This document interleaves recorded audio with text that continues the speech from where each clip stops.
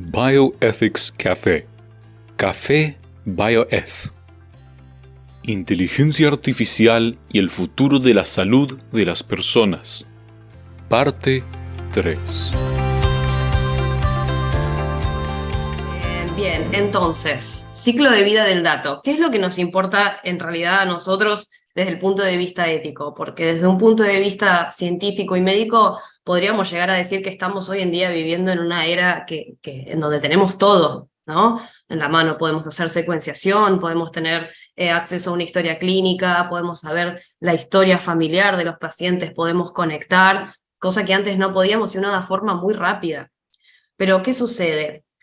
Cada paciente o cada persona en realidad no solo está conectado con su nombre, con su ID, ¿no? Con su DNI o el origen, digamos, del documento que tenga en cada país, sino que también hoy en día está relacionado con sus datos biométricos y sus datos genómicos. Sabiendo en sí que un resultado genómico puede llegar a ser parte también de una historia clínica electrónica o mismo un resultado que se haya hecho por cualquier otro test que no tenga que ver con algo médico, estamos hablando de que hoy en día esos datos genómicos que nosotros utilizaríamos para la clínica están correlacionando a una persona con un dato. Y si bien nosotros podemos interpretarlo de un tipo de forma biológica, ese dato sigue siendo un dato con mucho valor. Entonces, nuestro primer como pie ético en todo este contexto es entender qué suceden con esos datos y si todos los datos tienen el mismo peso o no. En primer lugar es importante entender el contexto, que creo que la imagen por ahí lo parece un poco larga, pero en realidad conecta muy bien todo lo que nos va a interesar a nosotros en realidad analizar. Que primero un paciente obviamente tiene que tener sí o sí acceso a sus propios datos, ¿no? Porque al fin y al cabo esos datos son de él y de nadie más. Pero ¿qué tenemos que nosotros asegurar desde un punto de vista ético, ¿no?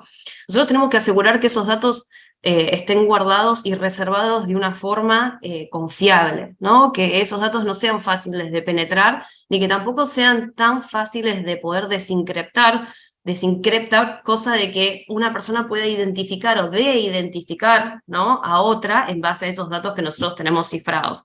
Así que lo primero que nosotros tenemos que asegurar es esa confidencialidad del dato.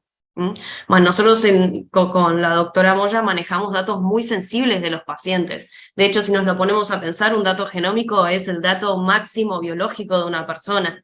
Así que no hay nada más alto por ahí que el genoma o un exoma, ¿no? A nivel biológico. Desde ese punto de vista, luego tenemos el acceso, ¿no? ¿Quién tiene acceso dentro de mi institución, de mi laboratorio, de mi hospital?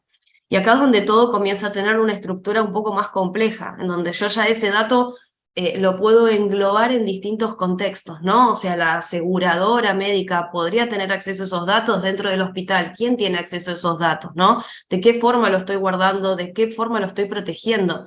Tanto legal como informáticamente, porque hoy en día esos dos aspectos están totalmente de la mano. Y sobre todo, cómo lo estoy protegiendo ese dato de posibles terceros o third parties que puedan tener algún tipo de correlación con ese dato y algún tipo de relación financiera con ese dato, ¿no? O sea, que esos datos de esos pacientes no caigan en manos equivocadas, ¿no? Y sobre todo que el paciente nunca lo sepa, ¿no? Que eso también es otra cuestión muy interesante a nivel ética a analizar. Es por eso que transversal a todo, y obviamente en el centro, están los individuos, ¿no? En este caso es un ejemplo por ahí más de un estudio genómico, pero podríamos correlacionarlo con cualquier dato hoy en día que nosotros tenemos, nuestra cuenta bancaria, la patente de nuestro auto, donde nosotros pagamos nuestros impuestos, o sea, todo se extrapola en realidad al ciclo de vida del dato natural. Y para eso es muy importante que nosotros podamos, desde el punto de vista ético, apoyarnos mucho en el punto de vista legal, ¿no? O sea, donde nosotros estamos, nuestra clínica, tanto en nuestro estado como en nuestra provincia o mismo en nuestro país, cómo regula el acceso a los datos. ¿Qué es el dato genómico para las leyes de mi país? Porque todo eso va a influir en el ciclo de vida del dato, porque va a influir en cómo lo voy a guardar, cómo lo voy a encriptar, qué datos le voy a dar yo al paciente y qué datos voy a poder conservar yo o no. Y luego viene la otra cara, ¿no? Que es la cara también de un poco lo que vivimos todo el tiempo desde la innovación y la ciencia, que yo hay muchos datos que tengo que científicamente podría compartir, ¿no? Y mucha gente se beneficiaría de lo que yo estoy viendo, pero ahí está la otra área, ¿no? En donde nosotros entramos íntimamente. ¿Cómo se comparten esos datos? ¿A quién? ¿Qué tipos de datos se comparten? ¿Qué datos sí o sí tengo que de-identificar, ¿no? Y dónde está también el límite entre el scientific research, ¿no? Y en realidad estar yendo un paso más allá, ¿no? O sea, ¿dónde y qué herramientas éticas yo necesito controlar dentro de este ciclo de vida del dato para poder completar lo que es la parte legal, ¿no? La parte estructural y también la parte científica, ¿no? De manejar este volumen y este tipo de datos. No sé, Gra, si me quedó algo... Sí, no, me parece que estaba fantástico. No sé si hay alguna pregunta de esto, porque es el tema como central, ¿no?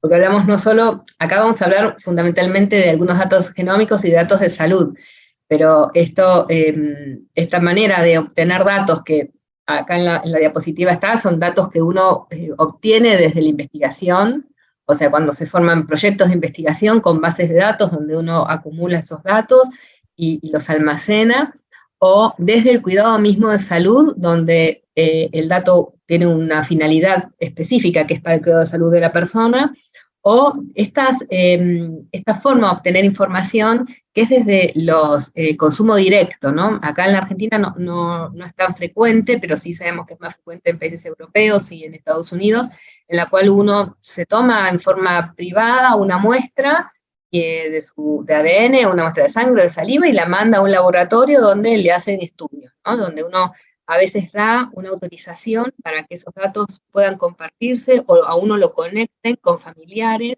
de gente que no conoce, que tiene una información genética en común. Entonces, estas tres maneras de obtener datos tienen distintos niveles de seguridad y distintos niveles de protección de estos datos. Y después, bueno, lo que es el uso secundario de datos, ¿no? En donde yo tengo datos guardados, almacenados, y esos datos los voy a utilizar fundamentalmente con finalidades de investigación, ya sea a nivel privado o a nivel público, ¿no? Y uno dice, bueno, este dato tiene un ciclo de vida, que esto también es algo novedoso, ¿no? Es un nuevo paradigma del manejo de la información, en el cual siempre puede reusarse y dársele otro sentido específicamente al dato.